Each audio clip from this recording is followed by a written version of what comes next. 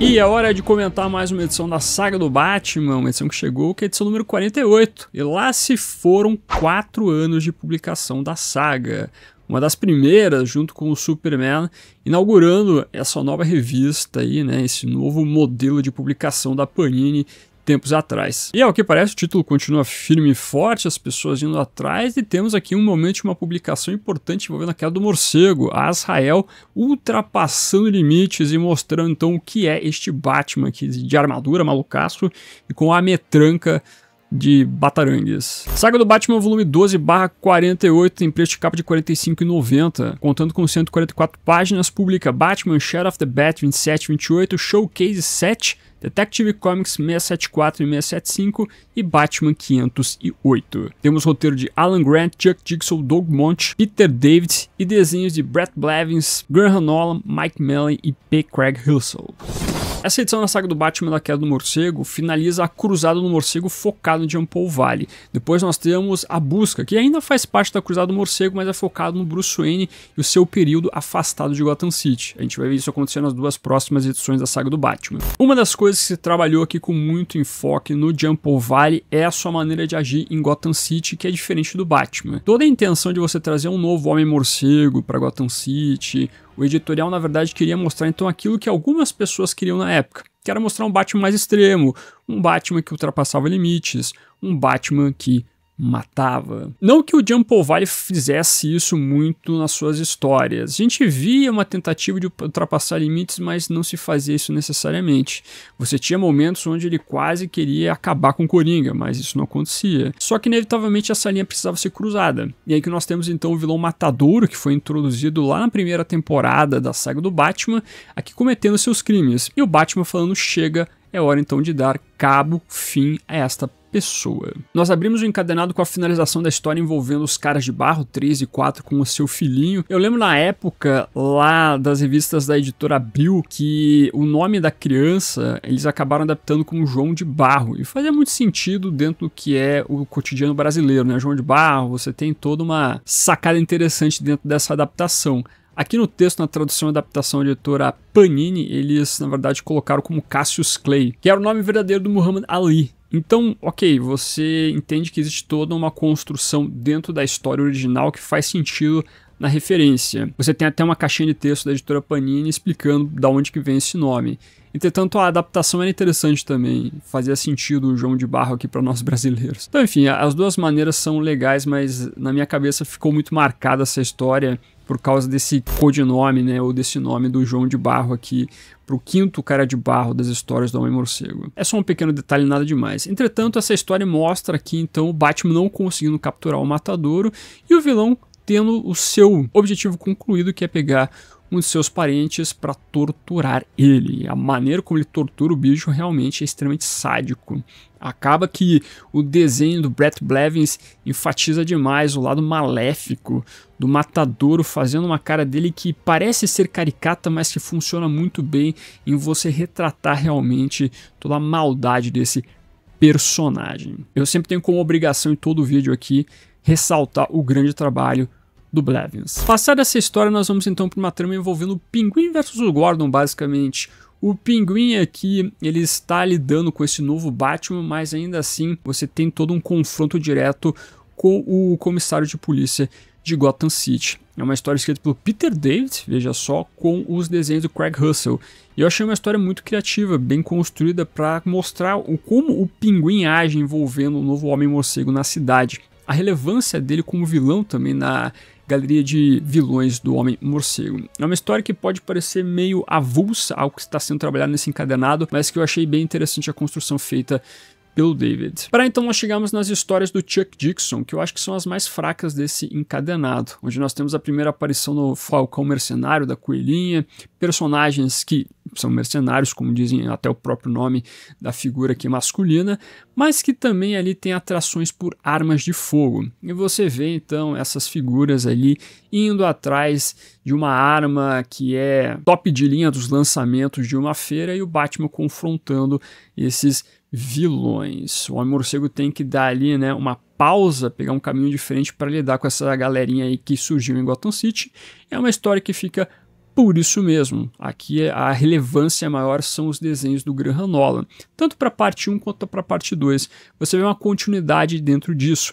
A talvez maior atratividade nessa história também, além dos desenhos, é o fato que você tem um desenvolvimento maior da armadura do Homem-Morcego. Tendo em vista que ele vê, então, o Falcão Mercenário ter uma metralhadora destruidora lá, muito boa e assim por diante, isso leva o sistema do Jean Paul Valley querer adaptar a armadura do Homem-Morcego para fazer uma metranca de batarangues, que inclusive acaba sendo aqui a capa desse encadenado, né? O Jean Paul Valley usando então a sua metrancona aí. E fica por isso mesmo, eu sempre digo que o Chuck Dixon é um cara que tem boas ideias, é um cara que sabe muito bem a questão do lore do Batman, mas o problema é que ele não se aprofunda direito no que envolve discussões sociais, da psique do Batman, coisa nesse sentido.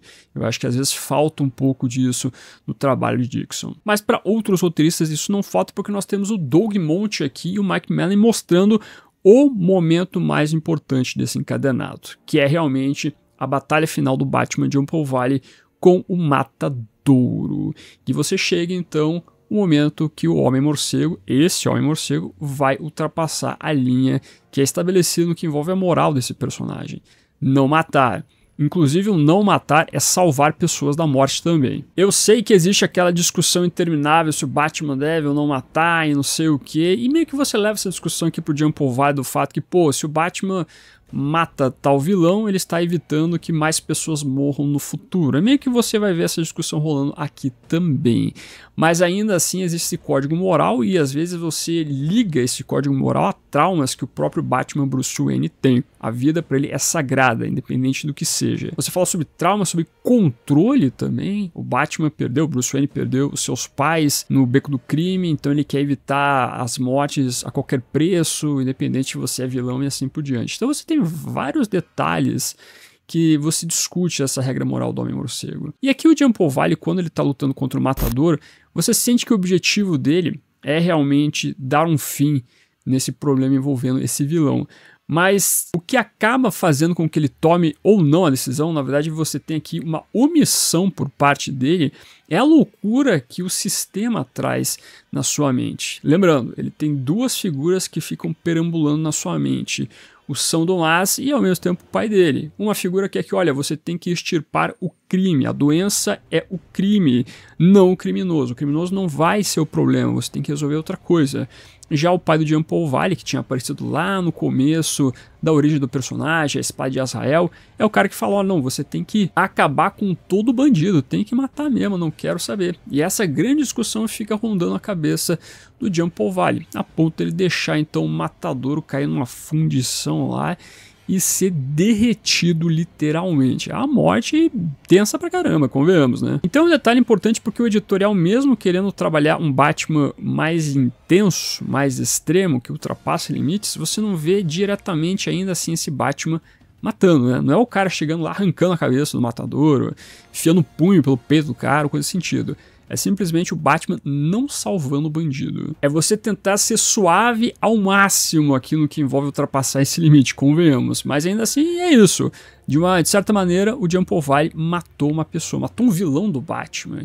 E ele se sente confuso em um primeiro momento, quando a gente vê a continuidade das histórias ali, com inclusive o trabalho do Alan Grant, falando sobre o fato de que, olha, talvez isso tenha sido certo. Talvez ele morrer, né, o Matador morrer, é uma maneira de você evitar mais mortes, que é toda a discussão que a gente vai ver na história do Grant e do Brett Blevins na continuidade falando sobre isso, né? O comissário Gordon discutindo com o Batman e vendo que existe uma nova figura, na verdade, sobre a armadura. Então você tem problemas. Toda essa conversa escrita pelo Alan Grant do comissário com o novo Batman é bem feito.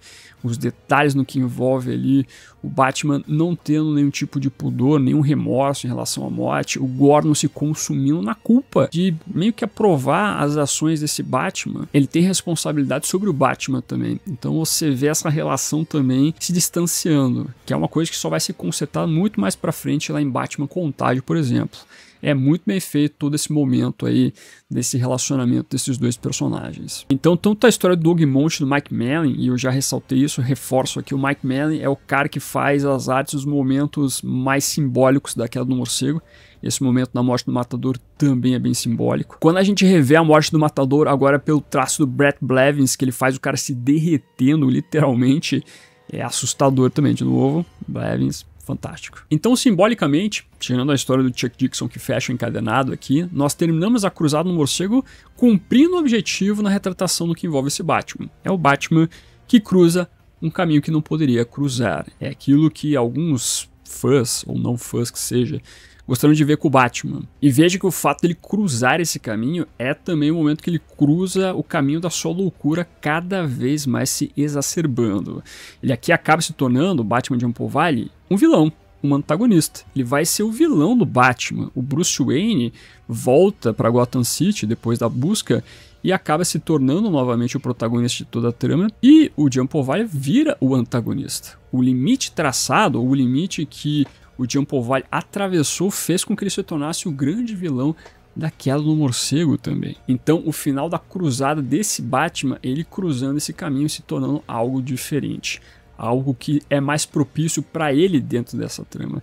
É ser um vilão. Mais uma belíssima edição. Aqui, 4 anos depois, nós estamos ainda falando de boas histórias envolvendo o Batman com a saga do Batman. Então, para quem nunca tinha acompanhado a Queda do Morcego, é um momento muito importante, um momento extremamente necessário para você realmente completar um ciclo no que envolve toda a Queda do Morcego. Então, show de bola, mais uma boa edição, gosto dessa parte envolvendo a queda também. Se você já garantiu a sua edição da saga do Batman, você pegou todas as edições, todas as 48 edições da saga do Batman até então? Comente aqui embaixo, quero saber tudo de você. E sempre lembrando, todo dia tem vídeo aqui no canal, por isso eu vou indicar 2 videozinhos para você assistir. Já que nós estamos falando sobre a saga do Batman, dá uma olhadinha na minha playlist, onde eu falei todas as edições que foram lançadas até hoje. São 48 edições aí comentadas. E além do mais, cheguei a falar também sobre a edição que saiu lá fora essa semana, pelo menos na semana que eu estou postando esse vídeo, que é Batman 159, continuando Batman Silêncio 2. Tá bom, não tá bom? Dá uma olhadinha no meu vídeo lá. Agradecendo como sempre os membros do canal, o pessoal que está aparecendo aqui embaixo, muito obrigado por ajudar a financiar esse projeto. Não esqueça de curtir esse vídeo e se inscreva no canal se você é novo ou nova. Aqui é o melhor lugar para você ficar muito bem informado sobre o universo do Batman. Esse foi ficando por aqui.